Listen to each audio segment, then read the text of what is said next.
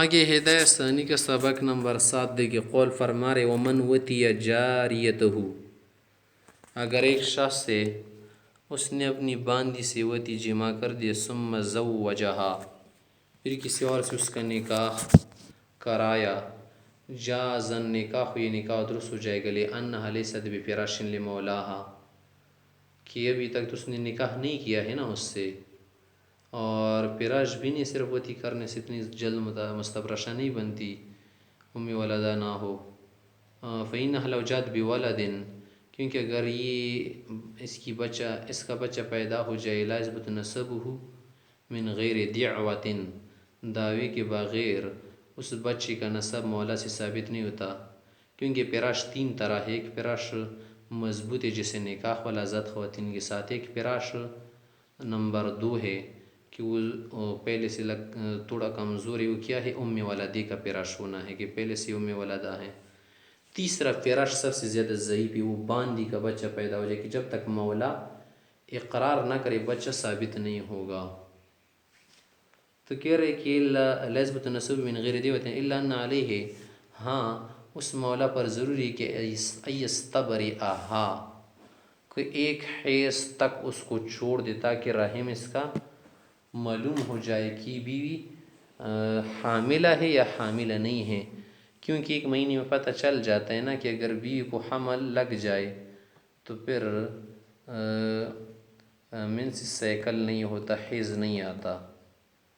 اگر بچہ ہو پیڑ میں تو پھر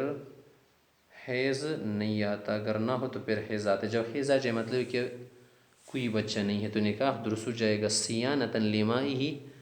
اس کے پانی کی حفاظت کے لیے۔ وَإِذَا جَازَ النِّكَاحُ، جب نکاح جائز ہوا نا تو فَلِلزَّوْجِ أَن يَطْفَأَهَا قَبْلَ الْاِسْتِبْرَاءِ عند ابی حنیفہ ویوسف رحمہم اللہ، شیخین کے نزدیک اس خاتون کے ساتھ وطی کرنا شخص کے لیے، شوہر کے لیے جائز ہے۔ وقال محمد رحمہ اللہ، امام محمد سے کہتے لو حب لہو ایتہا، مجھے تو پسند نہیں کہ اس سے ملے قبل استبراء سے پہلے، لأنہ احتمل الشغل بماء المولا، کیونکہ احتمال موجود ہے کہ اس کے رحم میں بچہ ہو، مولا کی پانی سے مشغول ہو، جب تنزہ، تو بچنا ضروری ہے، تنزہ مانا بچنا، روکنا، کما فی الشراء، جیسے خریدنے کی صورت میں استبراء سے پہلے وطی نہ کی جائے۔ علماء شیخین کہتے کہ جائز استبراء سے پہلے بھی، وہ دلیل کیا دیتے، وہ یہ دیتے کہ ان الحکم بجواز النکاح ہے،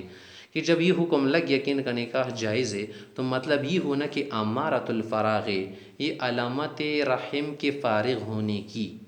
فلا یؤمر بالاستبراء لا استحبابا ولا وجوبا، تو اس کو نہ مستحب طور پر نہ واجب طور پر استبراء کا حکم دیا جائے گا، بخلاف الشراء، ہاں خریدنے کی صورت میں استبراء ضروری ہے، وہ اس لیے کہ لأنہ یجوز مع الشغل، کہ وہ تو جائز شغل کے ساتھ، منع کس کا رحم مشغول بھی ہوا، قیدا اذا رأى امرأة۔ اس طرح ایک اور مسئلہ ذکر کرے کہ اگر اس شخص نے کسی خاتون کو دیکھا تزنی، زنا کر رہی تھی بدعملی، فتزوجہ، اس نے نکاح کیا اس خاتون سے، حل له یتہ قبل استبرئہا عندہما، شیخین کے نزدیک اس شخص کا اس خاتون کے ساتھ ہم بستری استبراء سے پہلے، نہیں حیض گزرنے سے پہلے، جائز ہے۔ وقال محمد سے فرماتے کہ لو حب له یتہ ما لم یستبرئہا، جب تک استبراء کرے اس سے ملنا، ہم بستری کرنا میں پسند نہیں کرتا، والمعنی ما ذکرنا، وجہ اس کی پہلی گزر گئی۔ یہ نکاح صحیح کا بیان چل رہا تھا کہ نکاح باطل کا ذکر کر رہے، نکاح موقت، نکاح متعہ اسلام میں باطل ہے، کہہ رہے کہ وہ نکاح المتعۃ باطل وہو ان یقول لامرأۃ، وہ مثلا کسی خاتون سے کمپرومائز کرے کہ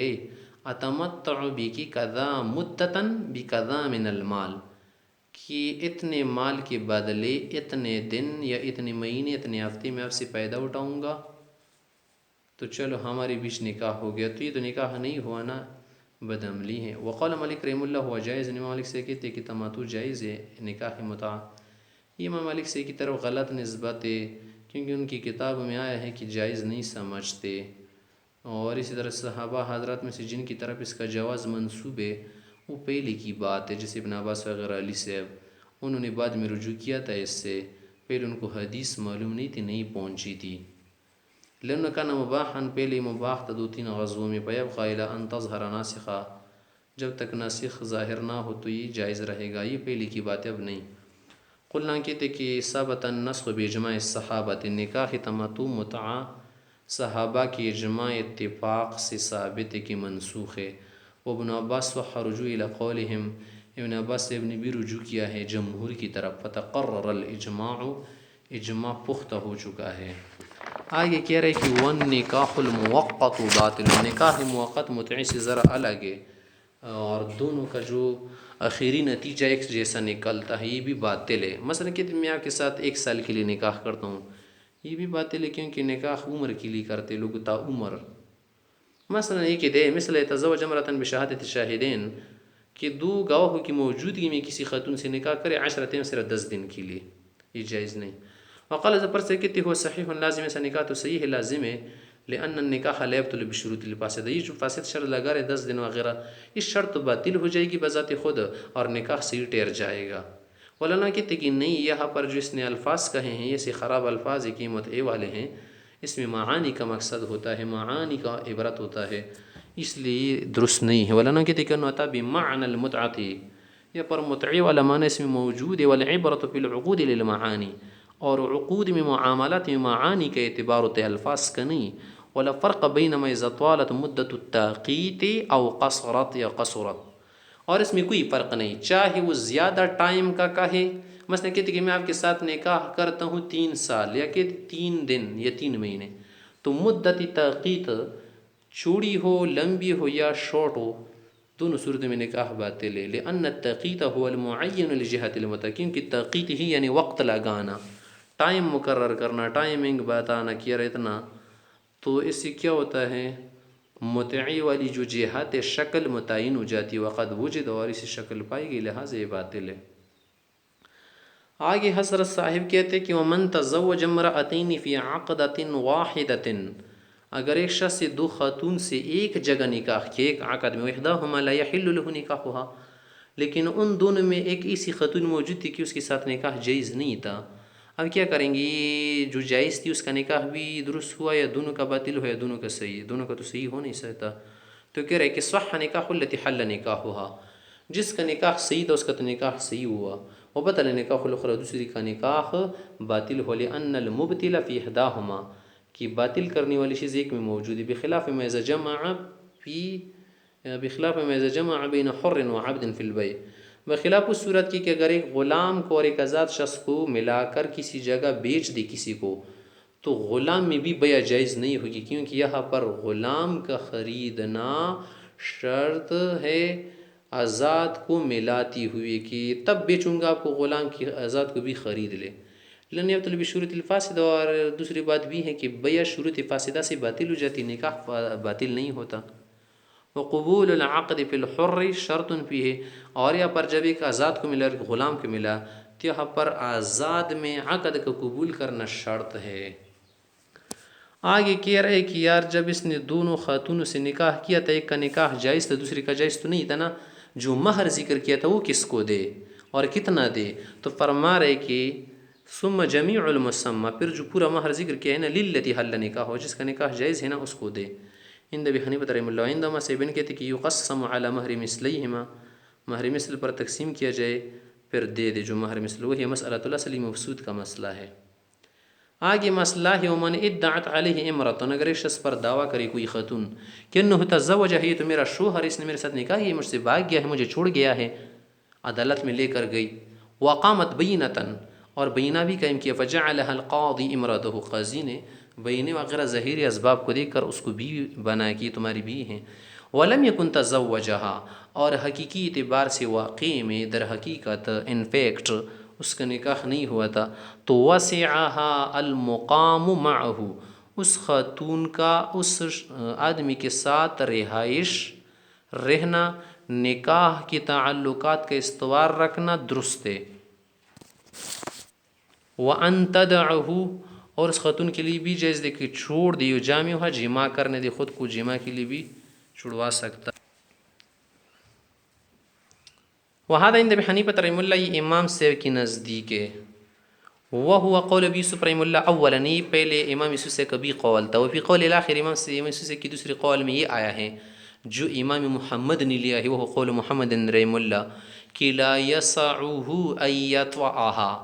کہ اس عورت نے عدالت کے ذریعے سے تو اسے مجبور بنایا نا، لیکن یہ تو اس کے لیے گنجائش جائز نہیں کہ اس عورت کو کیا کرے، وتی کرے، کیونکہ تو اجنبی ہے۔ اور اس طرح سے ظاہر طور پر گواہی بنانے سے اس کی بیوی نہیں بنتی، وہ قول شاپیر میں امام شافعی سے بھی کہتے ہیں۔ وہ کہہ رہے کہ لأن القاضی اخطأ الحجت، امام قاضی سے ایسی غلطی ہو گئی ہیں، اذ الشہود کذبۃ، ان کی جو گواہ ہیں تو جھوٹے ہیں، فسر کما ظہر انہم عبید، اس کی مثال سے جسے بعد میں ظاہر ہو جائے کہ یہ غلام تھے، وہ کفار نے کافر تھے، کافر کے غلام کی گواہی نہیں ہوتی تو اس کا نکاح بھی درست نہیں ہوگا، تو وتی بھی جائز نہیں ہوگی۔ امام سے پھر کیا دلیل دیتی، ولی حنیفہ رحمہ اللہ، امام سے کہتی کہ ان الشہود صدقۃ عنہ، کہ یہ جو گواہ ہیں نا یہ صادق ہے، اور انہوں نے جو گواہی دی ہے بس ہم ظاہر کے مکلف ہے، فرض انہوں نے ادا کیا، اور جو قاضی اس کو تو دل کا معلوم نہیں کہ جھوٹے گواہ ہیں یا سچ ہے، وہ الحجت، اور یہاں پر گواہ موجود ہے، ایک حجت دلیل ہے، لتعذر الوقوف علی حقیقت الصدق، سچائی پر واقفیت حاصل کرنا حقیقی معنی میں یہ تو متعذر ممکن نہیں، بخلاف الکفر والرق، ہاں کافر ہونا، غلام ہونا اور بعد میں اس کے متعلق معلوم کرنے آسان ہے، لأن الوقوف علیہم متیسر، ان سے واقفیت حاصل کرنا آسان ہے۔ تو چلو جب یہ معاملہ قضا کی وجہ سے ہو گیا نا، وَإِذَا ابْتَنَا الْقَضَاءُ عَلَى الْحُجَّةِ، جب یہ فیصلہ، یہ عدالت، یہ قضا ہو گئی حجت کی وجہ سے، وَأَمْكَنَ تَنْفِيذُهُ بَاطِنًا، باطنی طور پر اس نکاح کا نافذ کرنا بھی ممکن ہے۔ ایسا ہم سمجھے گی کہ گویا ان دونوں کا نکاح پہلے ہوا ہے اور یہ دونوں ان پر گواہ بن رہے، بتقدیم النکاح علی سبیل الاقتضاء، یہاں پر تقاضا کر رہے، ہم سے حالات تقاضا کر رہی کہ پہلے سے نکاح تصور کر دو، متصور سمجھو، تو نفذا، نافذ کیا جائے، قطعا للمنازعات، منازعہ اور یہ مسئلہ پرابلم حل کرنے کے لیے، ختم کرنے کے لیے۔ ہاں ایک بات ہے، امام ابو حنیفہ پر کوئی یہ تعین نہیں کر سکتے کہ حضرت سے اب اس طرح کرنے سے تو بہت ساری خواتین دعویٰ کر دی گئی کہ یہ میرا شوہر اجنبی شخص کو پکڑے گی، یا کوئی اجنبی شخص کل کسی عورت کو پکڑے گا کہ یہ تو میری کیا ہے، میری بیوی ہیں، پھر کسی کو پیسے دے کر گواہ بنا دے گا۔ تو کہہ رہے کہ بس ایسا اکثر نہیں ہوتا، کہیں نہ کہیں ایسا پیش ہو جاتا ہے، لیکن اگر ایک سا معاملہ کسی نے کیا کر دیا، معاملات میں کر دیا، عقود وغیرہ تجارات میں کر دیا، تو اس میں گواہی قبول نہیں ہوگی۔ اگر شخص کہہ دے یہ گاڑی میری ہے، یہ اسکوٹر میرا ہے، کہاں ہے تمہارا، کہاں سے آیا، تمہارا خریدا ہوا ہے یا باجان نے دیا ہے، ہبہ ہے یا کیا ہے، تو اگر وہ کیا کر دے، مطلقاً اس طرح کہہ دے یا جھوٹی گواہی دے، تو اس سے کچھ بھی نہیں بنتا، املاک مرسلہ حاصل نہیں ہوتی، بخلاف الاملاک المرسلۃ، بخلاف ان ملکیتوں کے المرسلۃ جن کے لیے کوئی سبب نہ ہو، کسی نے کسی چیز کا دعویٰ کیا لیکن ملک کا جو سبب ہے بتا نہیں رہا، نہ ہبہ بتا رہے، نہ بیع، نہ شراء، لأن فی الاسباب تزاحما، وہاں پر املاک مرسلہ میں اسباب میں رکاوٹ ہے، زحمت ہے، آپس میں ٹکراؤ، تنازع ہے، فلا امکانہ، تو وہاں پر دعوی کا نافذ کرنا ممکن نہیں، اور نکاح والا معاملہ ایسا نہیں ہے۔ واللہ تعالی اعلم بالصواب۔